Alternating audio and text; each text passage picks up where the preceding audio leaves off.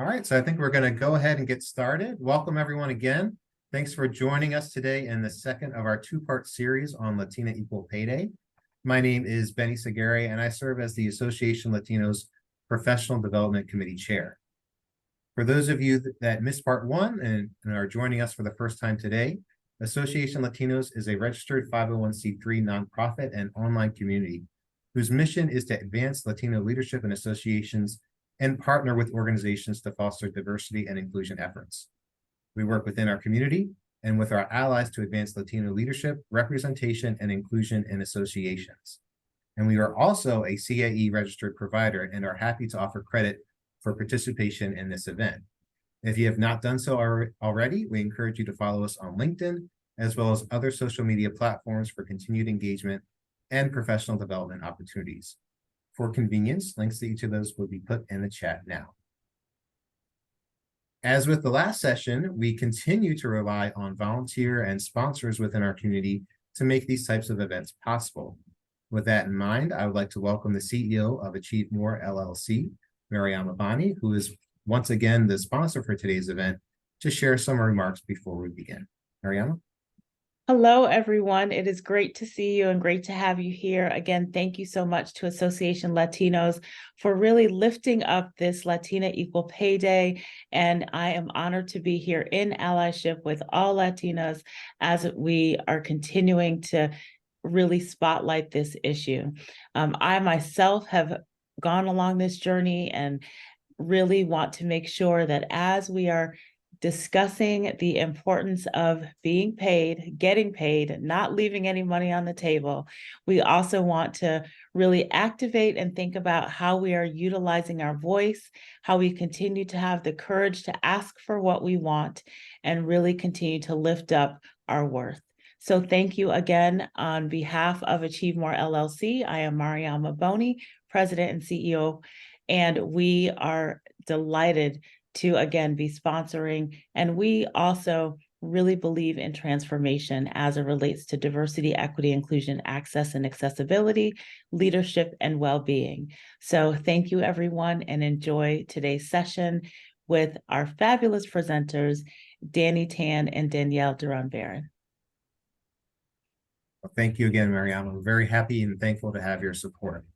And for our audience's convenience, a link to your site will be also added to the chat now.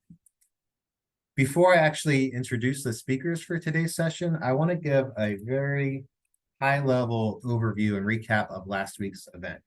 We'll have the recording available shortly if you want to refer back to it. But during that discussion, we tried to focus in on a few key points. So first off, and this is no surprise, the pay gap is large no matter how you break it down. For Latinas specifically, it's about 57 cents on the dollar, meaning that the Equal Pay Day is October 5th for this current year. So that's why we had the event last Thursday. And this is to earn the same amount of money that the counterpart, the white male, non-Hispanic male counterpart did in 2022. This leads to a huge disparity over the lifetime earning of Latinas, generational wealth, and just is a very big barrier to overcome. Second, there are some systemic and structural problems that contribute to this pay gap. And one of the key stakeholder groups to helping address this are our leaders and our association leaders. And some of the things that we discussed in the last session that leaders can do is to help support pay transparency laws so that employees are aware of the pay ranges and can use that information during negotiations. Likewise, they gave some tips about re-examining job requirements so that you don't have to require a master's degree if the job really doesn't require that and you aren't excluding very qualified individuals from joining your organization. And our last major point, the third one from the previous session, and it's really going to carry over in today, is the importance of self-advocacy in compensation and benefit package negotiations.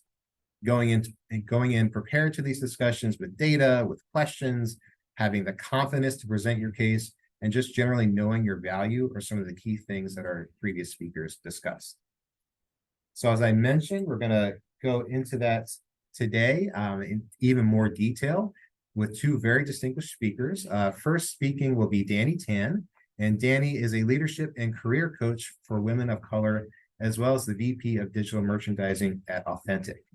Danny has spent the last 12 years honing pivot and promotion skills across multiple industries, including public relations, sales, merchandising, and e-commerce. And she's achieved 11 promotions in 11 years, a very key accomplishment there. In addition, we're lucky to have Danielle Duran-Barron here as well. And Danielle is the Vice President of Marketing, Communications, and Industry Relations at the School Nutrition Association. She has more than 2 decades of experience in marketing and communications across the private, public, and nonprofit sectors. As a brand and strategy expert, she helps organizations find their ideal positioning and authentic voice, connecting them to their audiences. Her expertise lies in strategy, branding, marketing, experience design, and diversity and equity and inclusion efforts. So again, for convenience, we're also going to drop in their LinkedIn profiles into the chat now, so you can connect with them and continue the conversation if you'd like after today's event. So that's my part. With all that said, I'm going to hand it over to Danny now to kick us off. Amazing. Thank you so much. And thank you everyone for being here. Danielle and I are super excited. So I'm going to go ahead and start sharing some slides. But while I do that, for those of you that are here, if you could just share with us what you're looking forward to getting out of today's conversation, just drop into the chat. It might be, I want tips and tricks. It might be, I just want to have some additional understanding of how I even start to figure out what my salary is that I'm trying to negotiate. If you can just drop in the chat what you're looking forward to today, or you might want to say, I just want to meet some new people. That's it. I just wanted to connect with some new folks. That works as well. But just say hi, hello, how are you? Let us know that you're here. I'm going to go ahead and share. Amazing. Okay. So why negotiate, right? Why negotiate your salary? Why even bother doing that? It seems really crazy. The biggest thing I always say is why not, right? And I think Ben went through some really good points on, yes, are there structural things that need to be done? Are there leadership pieces that need to be done? 100%. But also that's really pivotal is this piece of how we can figure out ways and create tools to advocate for ourselves, right? So we're going to go ahead and speak to some pieces on that. But before we even jump into that, we're going to jump into some stats first, okay? All righty. And I think we might have had something pop in the chat. Okay. I'm here for takeaways on conversations with fellow Latinas, including my daughters to add to my own experience. Okay, great. So yeah, so key takeaways for the conversation for fellow Latinas, of course. For those of you in the group here, I'm Asian Latina. I've found a big thing that comes up with lots of my conversations with these workshops.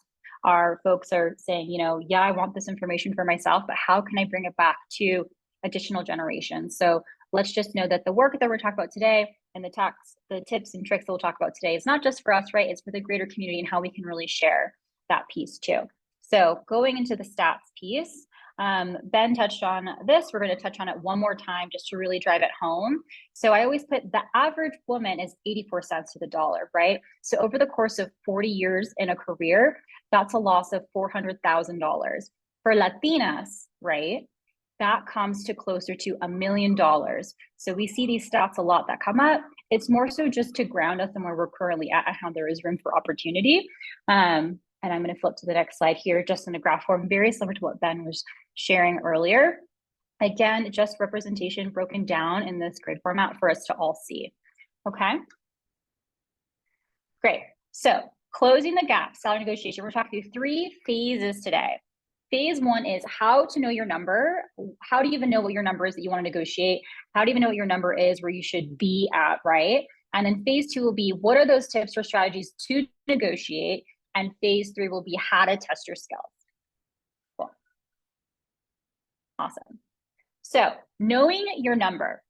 This is a big thing that comes up in general is, okay, I'm at this current salary. How do I know this salary is correct, right? Or I know that I want more, but I'm not sure how much more to ask for. So I always say to start with this self-reflection or market research in order to help ground yourself on where you're currently at and where you want to be before you even go into salary negotiation, right? Because a big thing that comes up is this feeling of I'm not sure or self-doubt. So I always say ground it with data or ground it with evidence that you can help yourself as you go in to do salary negotiation. So the first piece is roles and responsibilities, right? Do some self-reflection on what your current job description is. What are your key roles and responsibilities, right? If you're to look at your job description versus what you're doing, right? Is it apples for apples? Are you 100% doing your job? You're like, oh my gosh, I'm doing it all. Or are you like, oh my goodness, there is 20% extra that I do that's not even within the scope of what I do. So I'm going above and beyond. And the reason why we do that is to understand where's your current state of what your workload is compared to what you came in to do. And we do that to ground ourselves in, right? When we get to the value piece of what have I been doing? What have I been offering to help drive either the team, the department, or the company initiatives? Have I been going above and beyond it? Even if you have 20% that you're like, oh, wait, there's room for improvement, that's still okay. But it's just so having a good grounding fact of where you currently are. So that's the first piece, right? Do some self-reflection. Danielle, feel free to jump in at any point. And then for job postings, right? The next piece I always say is, okay, where is your role currently scoped at and what is that currently at? So for example, if you are currently at a certain level, let's say you're an associate level, you're a manager level, you're a director level, you're a VP level, and you want to understand where your current roles and responsibilities lie compared to the market, right? Is looking at job postings and seeing what those roles and responsibilities are. Are they aligned? Are they not? Are you seeing that there is a thread that you actually go above and beyond what the market says for a manager level or an associate level? And you're starting to realize, okay, maybe some things have been added to my plate that I'm doing extra and above and beyond that the market doesn't necessarily require of an associate or a manager or VP level. And you do that by looking at a good cluster of job descriptions. So whether it's 5 to 10 to get a good feel and understanding of where that's currently at versus where you're currently at, right? And then salary tools. So salary tools, I always put this on here, but my 4 and 5 are my favorites. I'm not gonna lie. So salary tools are a gauge if you want to use PayScale or Glassdoor to get an idea of where the ranges are, right? But we all know, I'm gonna be totally honest with you, it can totally range when you go on those websites, right? You're going to get a big range of what they're saying they're paying certain roles. So that's why I always say it should not just be one thing that you're choosing when you're trying to figure out what your number is. You really want to have a multiple tactic approach to try to ground yourself in your number. So looking at job postings, looking at salary tools, yes, but number 4 and 5 is really where the gold is. So number 4, you really want to find and identify either advocates, sponsors, mentors, leaders in your industry, right? Who can share either their current or past experience on where they were within their path, right?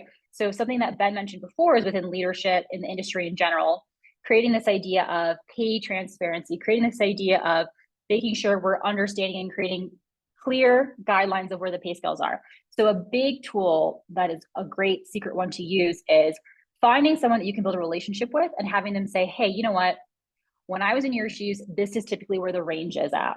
Or when I'm hiring on my team or I'm hiring over here at my company, this is typically where the salary range is at. Because versus just looking at data from a salary tool or data from job postings, you're actually hearing from folks that are either in your industry, companies of interest, and they're able to give you a range. So if you're like, hey, I don't know anybody at all, that's okay too.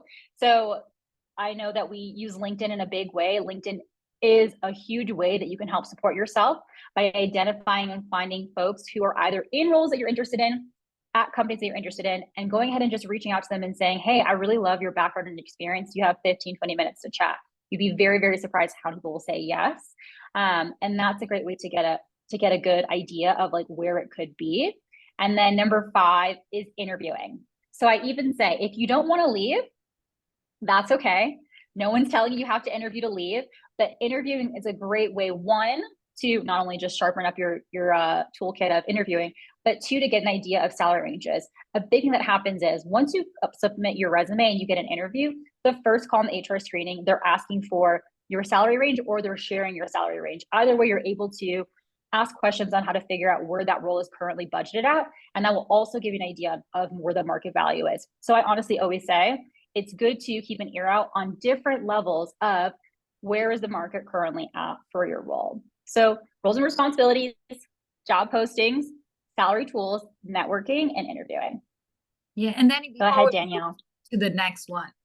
I just, when we're talking about this, this webinar, one of the things that we wanted to talk about was the association perspective, right? So for a lot of us, one tool that, when we talk about salaries and jobs and all that, if you're interviewing with a huge company, chances are you go to Glassdoor, you have real stuff that people submit, right? Because they're a developer and they're this huge company.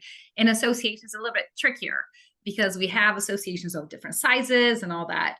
But a really good tool, and my younger employees, my less experienced, employees, I always show them the 990s, and they were fascinated because this is, for us, it's such a great tool, and it has so much information. And I always tell them, don't go, because the temptation is, okay, how much money such and such is making, and how did I make last year, whatever. But it just gives you a very holistic perspective on the whole association, right? So of course you get, and it's not only with associations, right, and nonprofits in general. So you get the highest paid employees, and you see how much money they're making this year and last year and all that. But it also tells you a lot about the business that the organization is in, right? Where are they making their money? Where they're spending their money? Who are the vendors? They are required to list the vendors that they are paying, over a threshold. So there's a lot of information there. So in associations, in a way, you're not going to find, apples and apples if you go to a website like Glassdoor or Indeed and all that. But if you go to the 990, you're going to get a lot of, a lot of information that you can then make your own, calculations.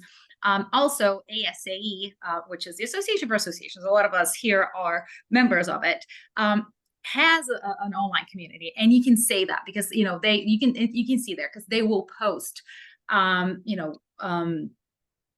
jobs there, and they will they'll post information, and they have their own job site, and you can see because a lot of ASA is pretty good about asking the companies what they're paying for the position. So you see the ranges.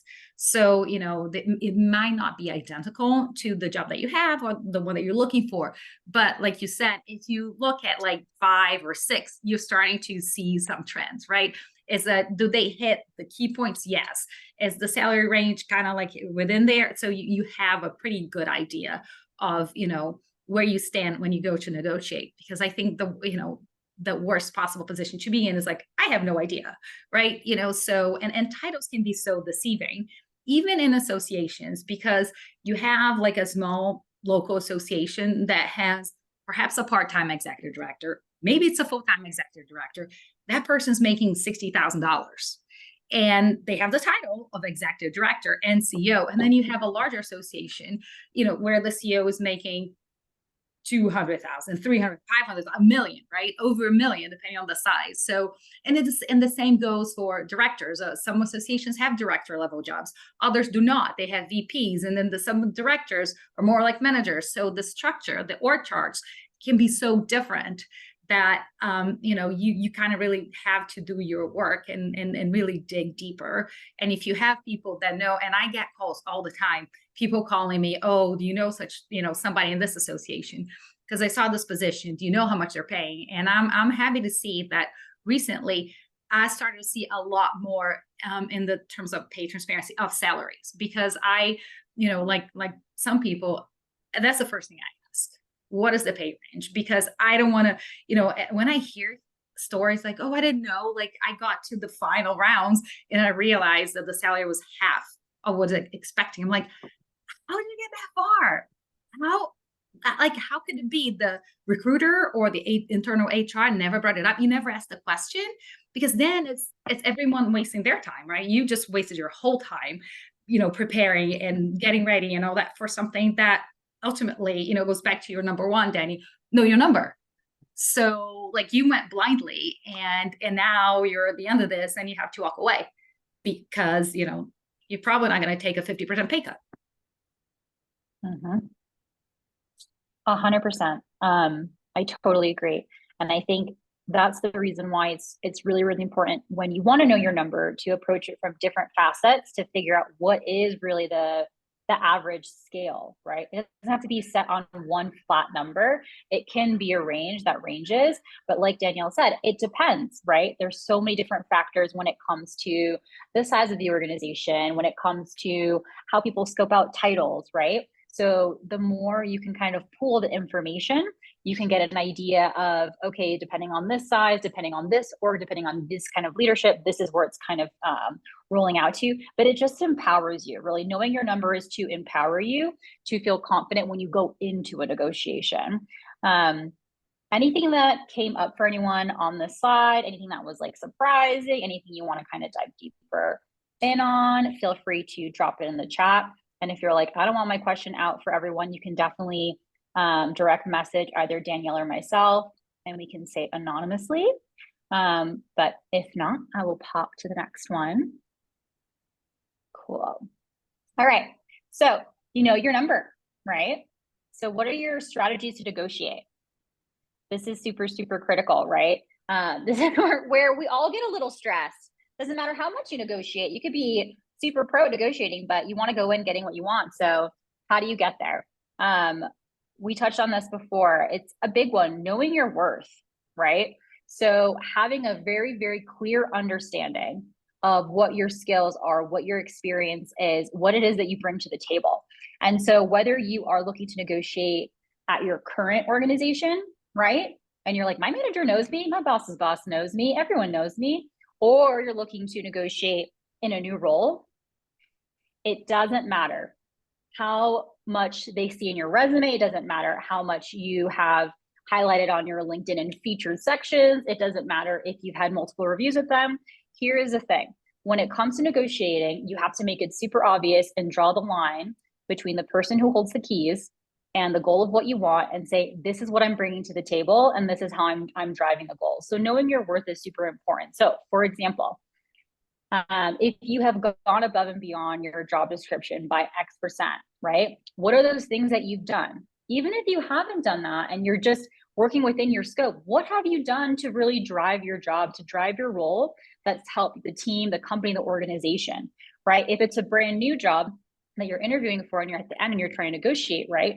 And they're not currently at the right salary range, how you can showcase your experience and your skills. So an exercise that I always have a lot of my clients do is, what are your wins, right? So whether you do this on a monthly cadence or a weekly cadence, it's writing down how you won during that time period. And the reason why is because a lot of us are so focused on like chugging along, doing, that we forget to recap how we really won at our job. And we're just so focused on getting the next thing done on our to-do list.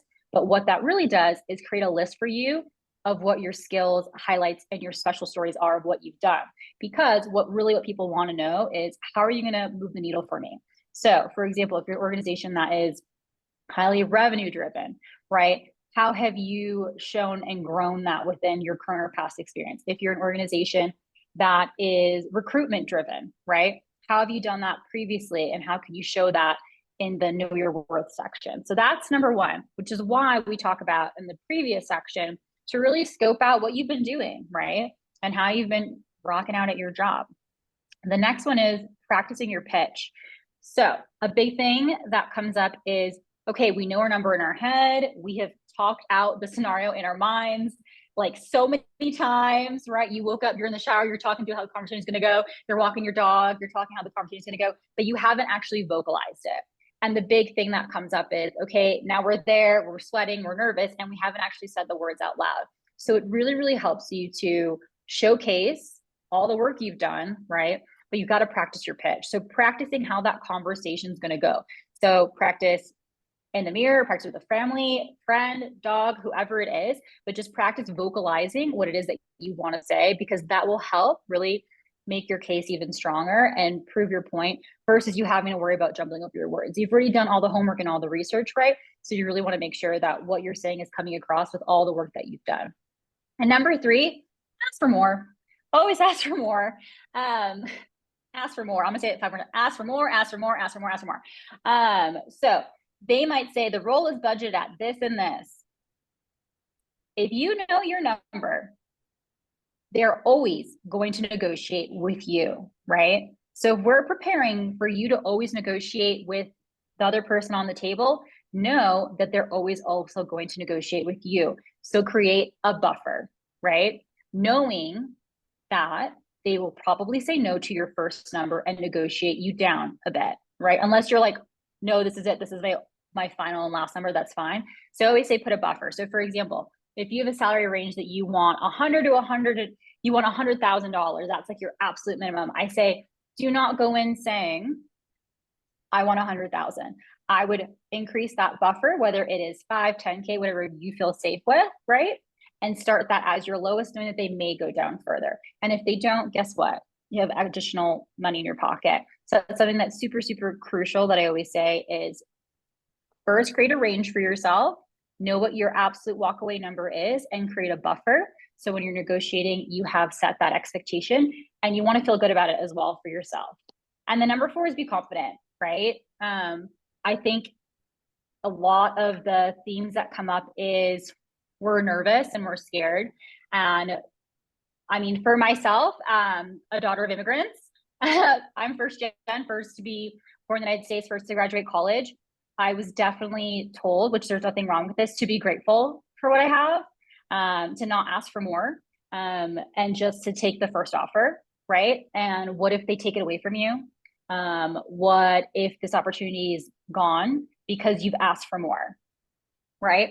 And so I think the thing that I had to break for myself, and it's something that I work a lot with my clients who are also first-gen women of color, is no, like there was a point where we were in survival mode, or maybe a certain generation was in survival mode, and we can release that, right? We don't have to survive. We can be successful, and it's safe to be successful, and it's safe to ask for what you want. So feel confident in knowing that you did your homework. We just did a whole slide and a half on doing homework, research. We grounded this stuff in data. We're not pulling things from the sky here, right? So now that you know what you have done, what you want to do in your number, you go in there guns blazing of just really sure of what you want, right? And knowing what your boundaries are and what you want to walk away from. And just know this, right? If an organization can't meet you where you want to be met and you're very sure of where you are, to think to yourself, is that the organization for me? So I get really hot on when it comes to negotiation because I really believe in advocating for ourselves. But I'll see if Danielle wants to chime in on anything there. Yeah, no, I agree with you. And for me, 2 things, right? It's knowing that it's okay to walk away at any point. And you may have to walk away, even if you really want to, to be there, even if you already saw yourself there. But I think you have to know your non-negotiables.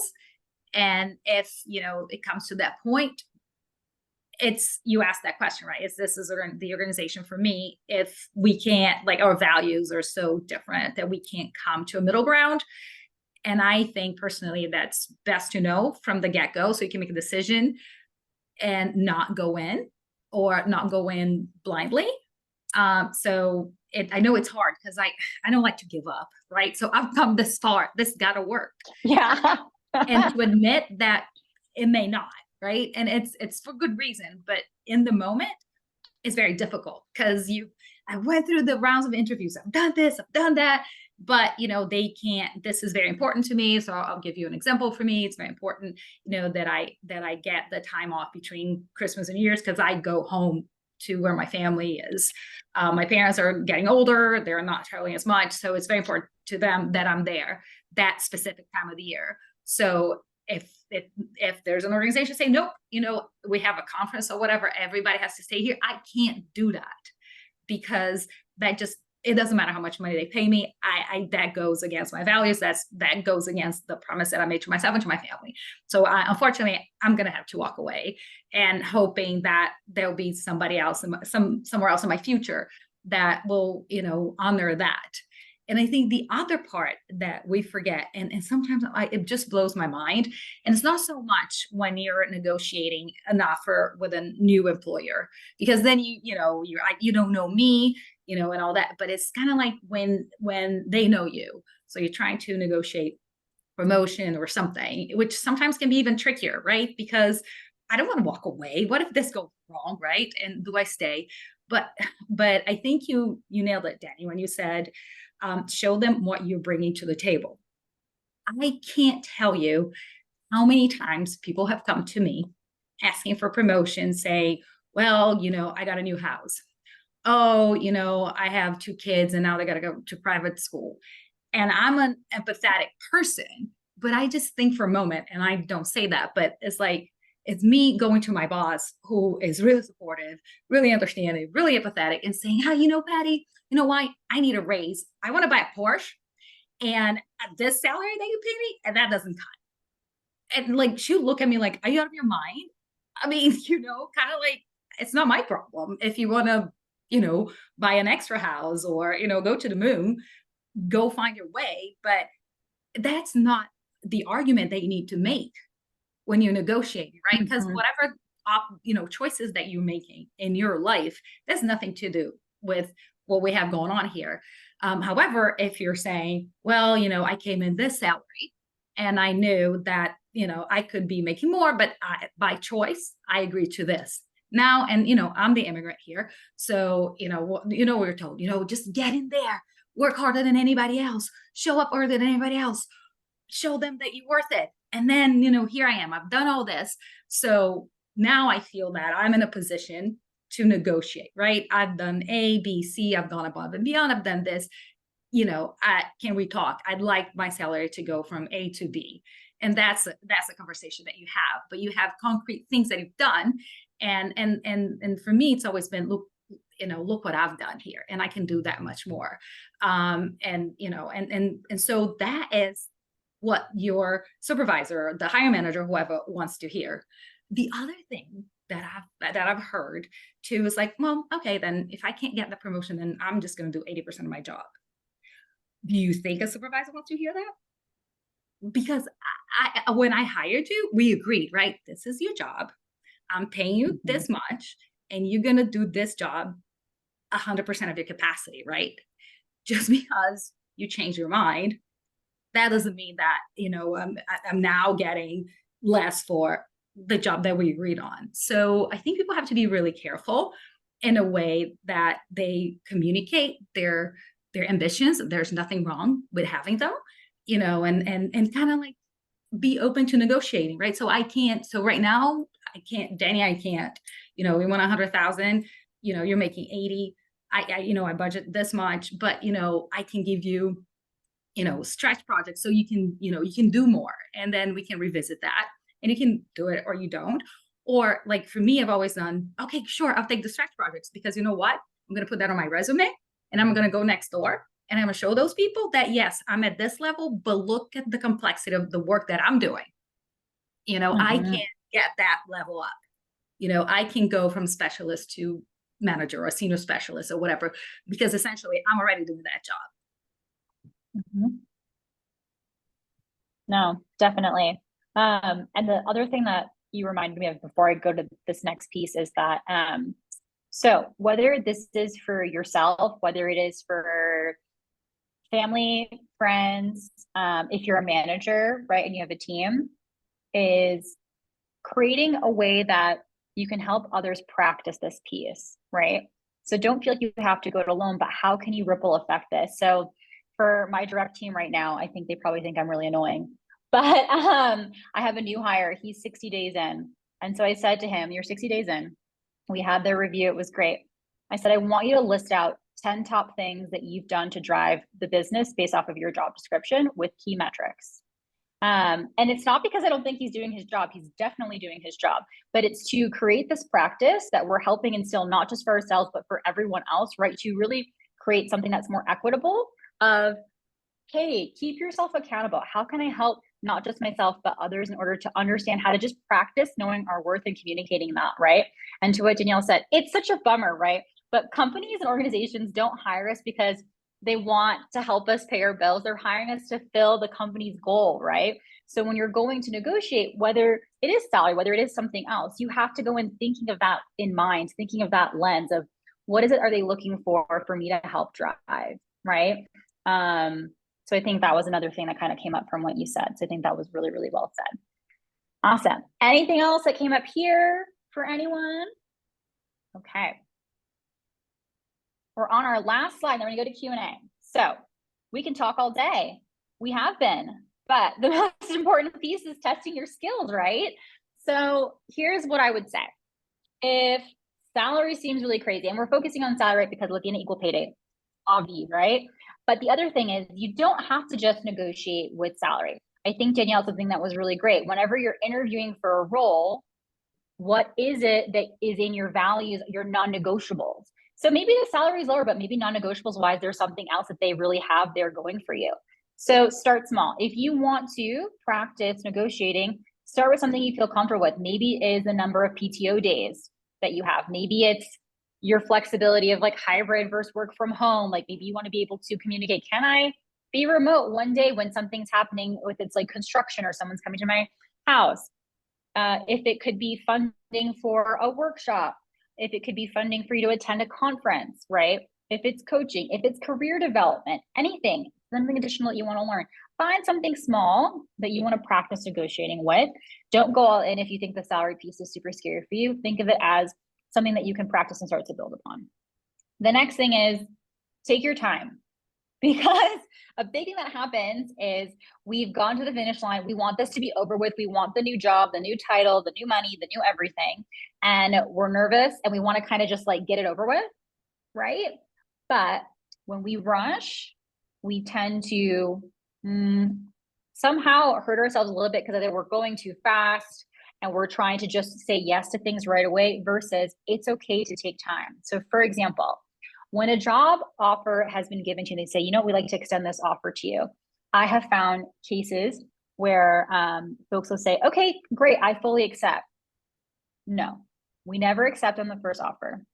You can take the time to review it, whatever you think is best, 24 to 48 hours. You need to take the time to review it. Even if you know at the moment that they have given you the offer is too low, take the time to review the offer, sit with it, and then you go ahead and you call back and you say, hey, do we have time to jump on a call? They jump on a call with you and you say, I've reviewed the offer. It's great. I'm super excited.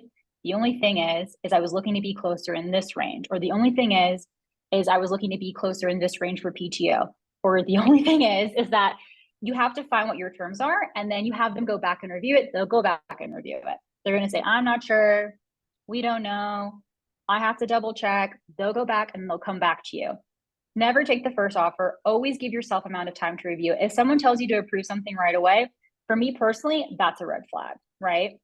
Because you feel able to think through your next decision. You've probably had like 3 interviews max with an organization you're hoping to spend multiple years with. You want to feel really sure about it. And then 3 is, we talked about this before, but I just like to drive it home because I don't know about y'all, but I came from a very people-pleasing culture. So I say comfortable with no. Get really comfortable with saying no, right? Know what your non-negotiables are. Like Danielle said, understanding that piece is super, super critical because the thing is, right, when we are coming from a place of, I don't know, I'm not sure, I just got to get out of this place, you're just gonna jump, right? And you're going to jump to the next thing and you're not going to be happy and you have to do it all over again. How exhausting is that, right? So really, really taking the time, knowing your non-negotiables and knowing when to say no and something isn't right for you. It's hard because when we get offers, we're like, oh, well, there's an offer right there. But we have to really reflect back on the things that we want. So number 4 is you just must challenge yourself. I challenge you. One thing this month, negotiate. And it doesn't have to be work if you don't want it to be work. You can negotiate a phone payment, a car payment. You can negotiate something else, but find something to start practice negotiating. Danielle, what are your thoughts? No, I love the negotiating part because, I think some of it's cultural, but some of it's personality. So my sister's always been in finance and I've always been in the creative stuff. So when I was planning my wedding, she did all the negotiating because in her head, and it's so funny because in her head, she's like, the price that a vendor gives you, they're already expecting you to negotiate them down. So if you don't challenge them, you are going, and for her, that's the absolute truth. You will be overpaying. And it's funny because I was just telling Ben, I was in Israel last week and we were talking before it all happened. And our tour guide, we were in Palestine. He's like, you all have to think like a Palestinian. They will be offended if you don't counter them. They won't be offended if you bring, if you haggle with them, you have to do it. So I think for me, I like you, Danny, I come from like people pleasing and all that. And I don't want to be that person. I don't want to be seen as cheap, but, and on the other side, you don't want to be seen as too ambitious.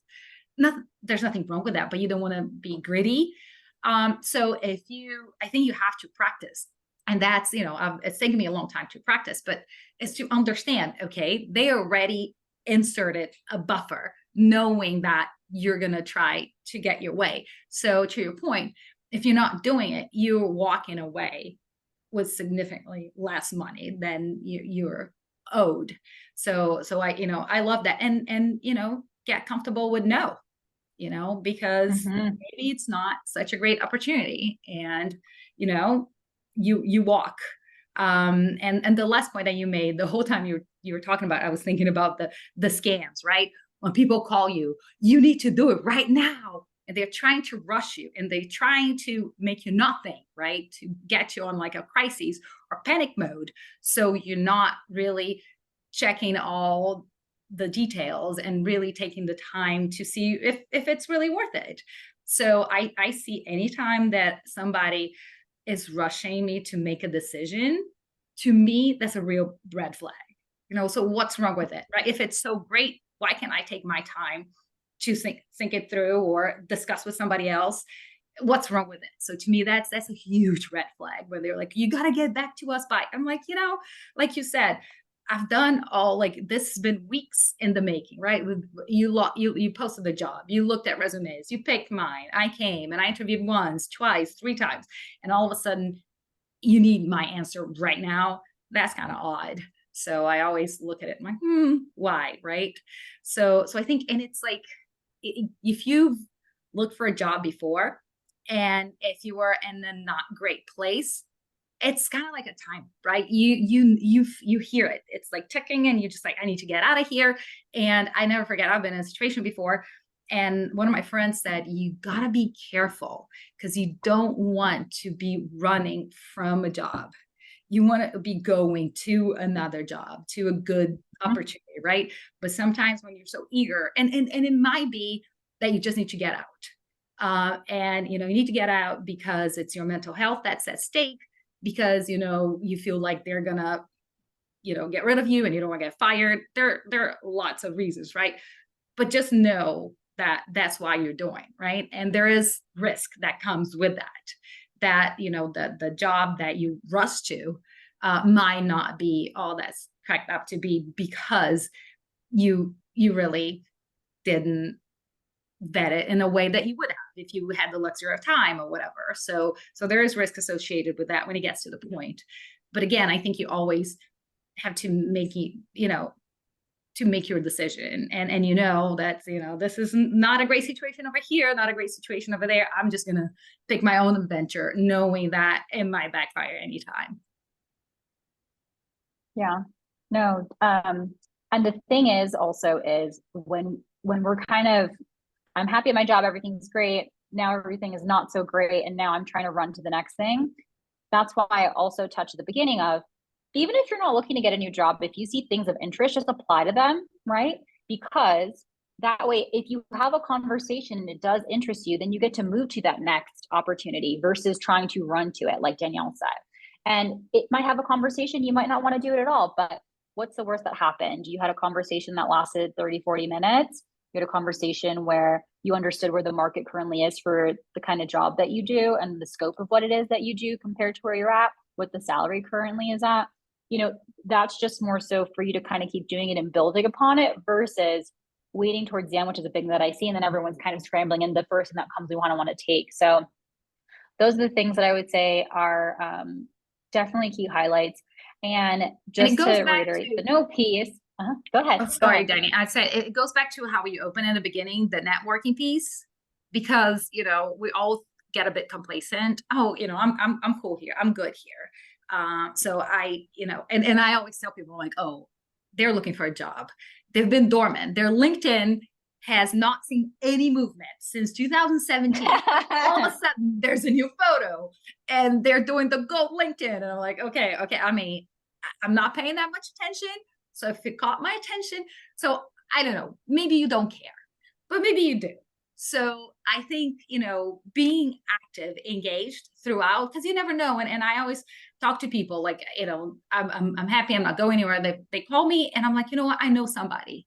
Let me put you in touch with this person, because it's not a good opportunity for me. I'm not interested, not a good time or whatever. But that person over there, they might be interested, or they may know somebody, whether it's a recruiter that's reaching out, or a friend or a colleague that's trying to, fill a position that they have in their association, in their company. Take the time. And, Danny, like you said, Danny, you can always collect intel. Oh, really? What level is that? How much are you paying? Who's that reporting to? And at the same time, you can, I love to say that I'm a connector. So I'm like, oh, that's not a good, opportunity for me, a good match for me, a good time for me. However, this person looks really solid. You might want to talk to them. It might be a good time for them. So I think that we forget that when we're not looking to move, we are just like, yeah, whatever. We get sucked into the day-to-day stuff. And then all of a sudden things change, right? That your projects change, position change, your colleagues change. All of a sudden you're just like, I'm not as happy here as I was a year ago. It's time for me to move. And then you're scrambling, right? Like you're cold calling people, you're messaging them on LinkedIn, you're doing all this stuff. And it's just kind of like, that should have been ongoing, because now you're on a crisis mode and when you didn't have to be there. Yeah, exactly. And it's not even, because it's not about the fact of, I'm looking for my next thing, I'm looking for my next thing, I'm looking for my next thing. You can even come from it as a place of, I'm just curious and I'm staying open and learning and meeting new people. And that's what it comes back to. And even when it comes to the piece of advocating for yourself, figuring out your number, negotiating, again, we're not bragging. It's just data. It's straight facts of what you have done. So I always say, just think of it as it's just facts. You're not bragging. It's just your experience and what you've done. And you're just helping highlight that to someone who maybe hasn't had exposure to that, or even if they have, reminding them, right? Because people have more than one thing on their mind. Even when you have a manager, believe it or not, that manager does not remember every single thing that you did. Even if you work with them 24/7, they will forget, myself included. So you have to remind them, make it easy for people, and make it easy for yourself, right? So don't do it all at the end. Awesome. Okay. Any questions from the group? Feel free. Okay. I see a question. I'll keep it anonymous. It's direct. Do you believe length at a current/previous employer plays a part in negotiating future employment? I believe it does not. Personally, I'm very big on market research. I'm gonna say that a million times till Sunday. I'm so big on figuring out what the ranges are for the role that you're looking to go for. That's it, period, right? Your past experience is there to help amplify your story of how you're gonna go ahead and pitch yourself. And that's what it comes down to. I say never, ever share what your current or previous salary ranges were when you were going into a new role that you want to apply for, because there's no reason, right? You have your experience, you have your skill set. So just focus at what the current market value is at for that role and what you want to go to. Don't let anyone use anything to penalize you. Danielle, I don't know if you have any else that you want to share on that one. Oh, no, I agree. And I think, I've been in the same situation. I want to share, but it's not. So, I mean, it doesn't matter, right? You have a position and you have a budget. It doesn't matter if it's me, Ben, you, or anybody that's going to fill that position. So it shouldn't really matter. And I think that's something that has held people like us back in a big way, because, people who have not traditional backgrounds or something, or, are younger, that's like, oh, you're only making 80. Well, we're paying you 150, but now because you're making 80, 100, it's a pretty good salary for you. And that's irrelevant, right? Because if you're hiring me, that means that I meet all your requirements. So I shouldn't come to you at a discounted rate. Definitely.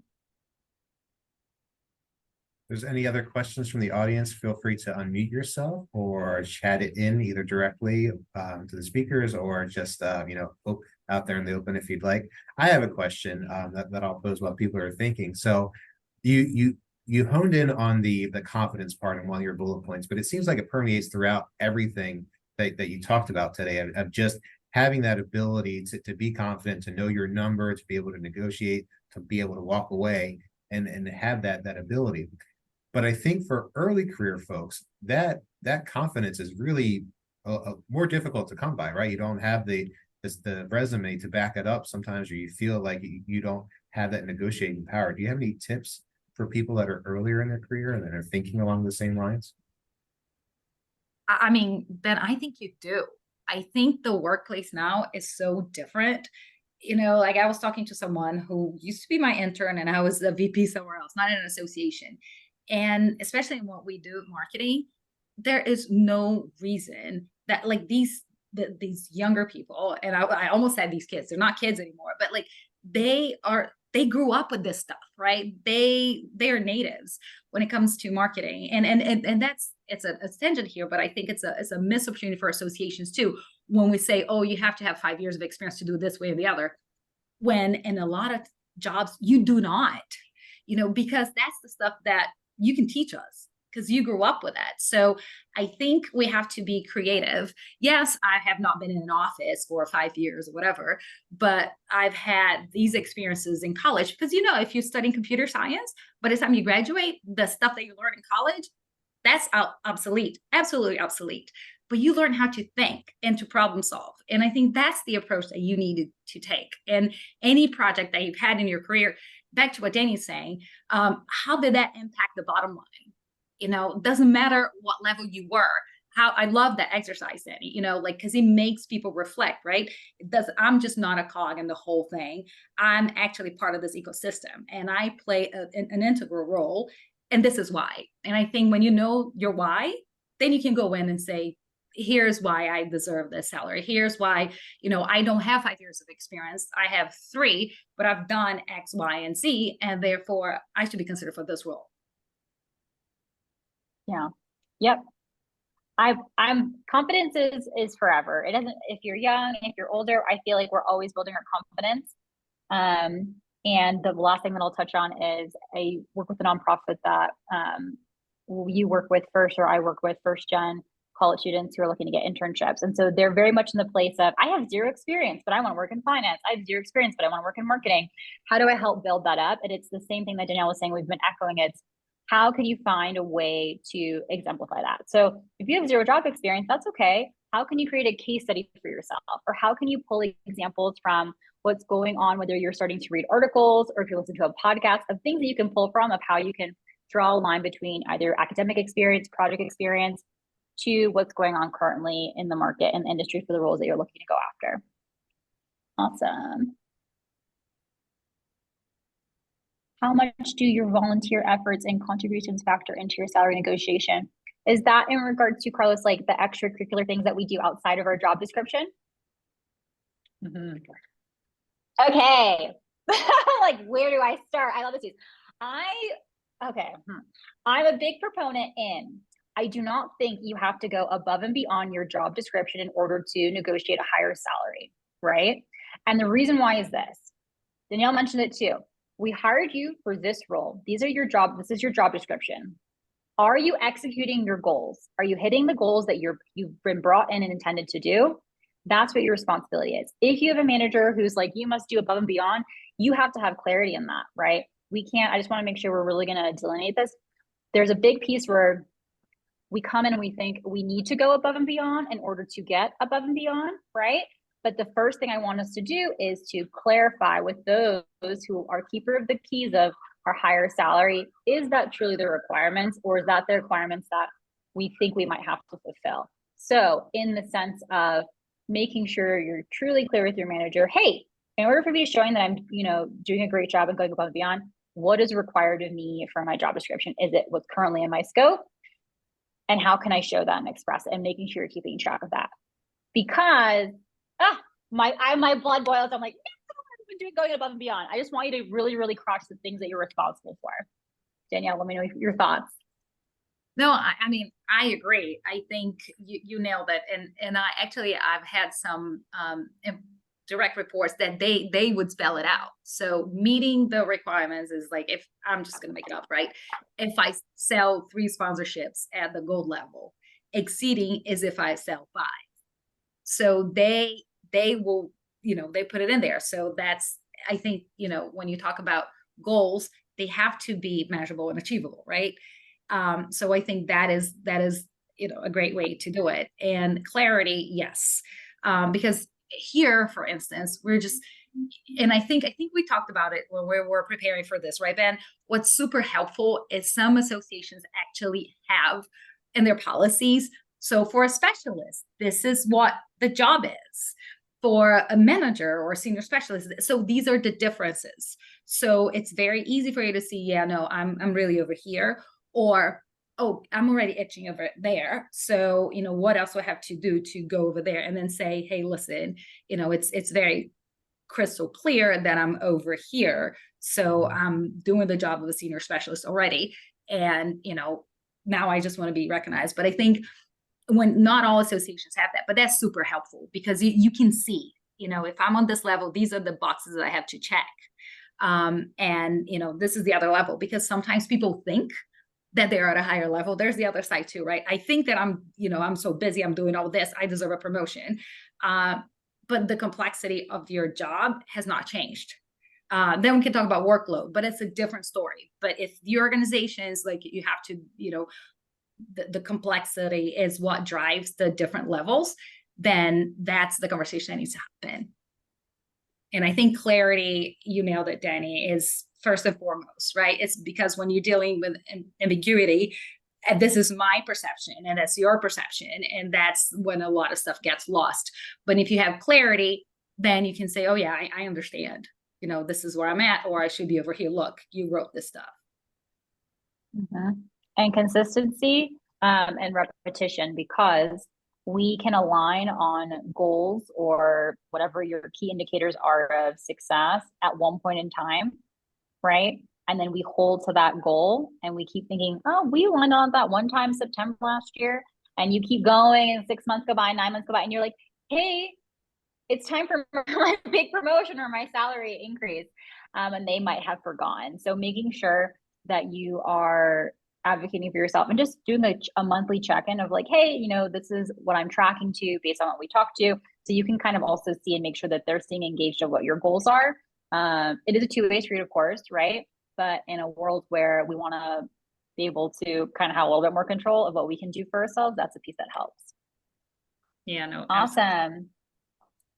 All right, well, we're coming up on the top of the hour now, so I want to thank you, Danny, Danielle, so much for your time, for your expertise, for your insights in today. And Mariama, thank you again for sponsoring today's event. We really appreciate it. For everybody who's still on the call, we have additional Association Latinos events coming up throughout the month. So we have an award ceremony in a couple of days. Hope to see you there. We're going to have more events as the weeks continue. So check us out on LinkedIn, other social media if you haven't already. Again, this event is CAE eligible, so make sure to document it in your hours as you're going up for renewal or certification for the first time. So that's all for today. Thank you all again so much for joining. We really appreciate it. And thank you again to our speakers. Have a good one. Thank you, everybody. Have a great day.